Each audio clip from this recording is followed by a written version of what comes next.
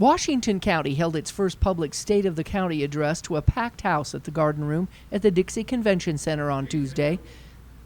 The Sheriff's Color Guard provided the flag detail as the national anthem and Pledge of Allegiance opened the event. O'er the land of the free and the home of the brave.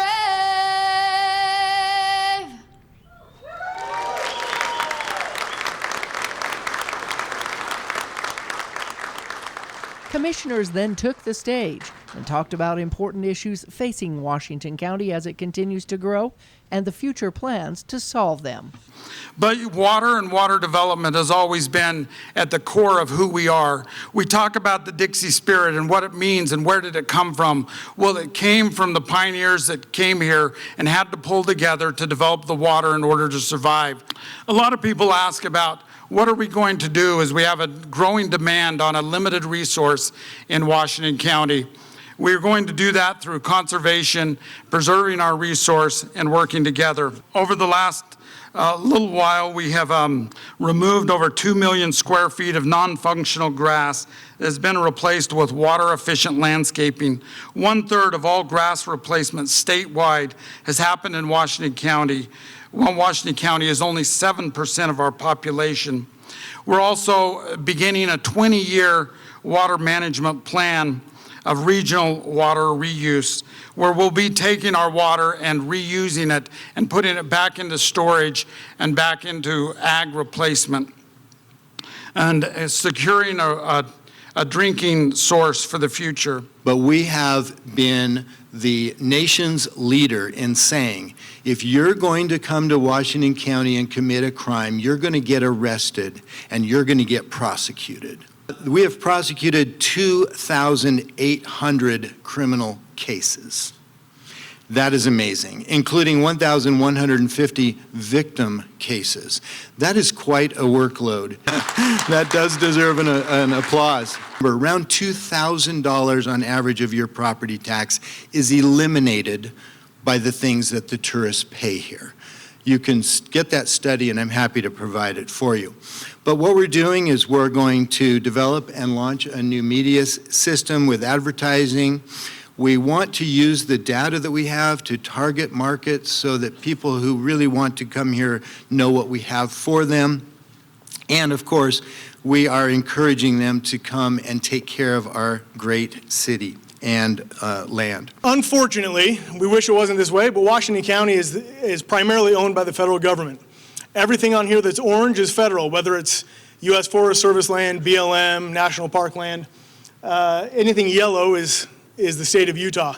Anything white is actually that's private land that we have much easier time doing anything with. The problem with this is that means that the last 4 years of our lives have been hell on earth. One of those being the Northern Corridor. Now, we hear all the time of people saying, oh my goodness, this is one single road, why are you guys so focused on it? Well, because if you think of Washington County, everybody kind of lives in a big U, a U shape if you look at the map. And the trough of the U is St. George Boulevard and Red Hills Parkway. Now, I've got to get, by your vote, I've got to get 250,000 people between residents and visitors, side to side, east and west, through that U. If we can't move them to the south and we can't move them through, we move them around it to the north.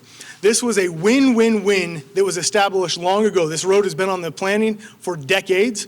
The trade-off for that 154 acres was 7,000 acres of prime open space, Mose Valley, Bear Claw Poppy Trail, and that we were going to set half of that of which is private and could be developed at any time. Now I can tell you that we are continuing to fight. We're pushing every lever that we have. Our federal partners are as well. Whether it's judicial, administrative, or legislative, we will get this road. It is a tragedy to lose the area that we call Zone 6. That's the 7,000 acres because of one environmental group. We have a wonderful racehorse training track that exists there, but we have some very serious issues with both electrical and drainage. And it was in such a state that they said, we absolutely have to redo it from top to bottom. The point of it is we couldn't do that, we can't do that work without asking the trainers to vacate the stalls. And so we tried to pick a time that would be less impactful on them, and we've asked them to vacate this summer in June, as most of them will take their horses and go to other tracks. We'll engage with every single equine rodeo stakeholder group that's out there. The barrel racers we just met with last week, and from rodeo to every stakeholder that uses Legacy Park, we will be engaging with. And then we want to make the investment to make this the best facility that it could possibly be. Also with the eye of keeping it still affordable for those dates that work for locals. We don't want to price out the locals from our own facility, but then we do want to attract bigger events, larger purses, so that this can be a destination. And the reason for that is the ancillary businesses that come with it. It's not just a fun place to go, but the training, the trailer sales, all the things that surround the industry that can be an economic driver for Washington County. And honestly, these are kind of our people. We like rodeo people. So that's our intent. It's not going to get easier. In fact, it's probably going to get tougher. And rugged individualism has never succeeded in Dixie.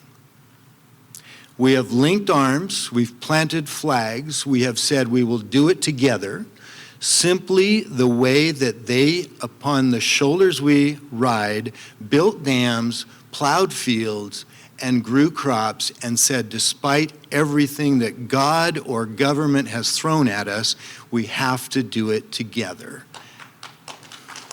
Thank you. We do have some major challenges. We have growing pains, but we have some fantastic opportunities.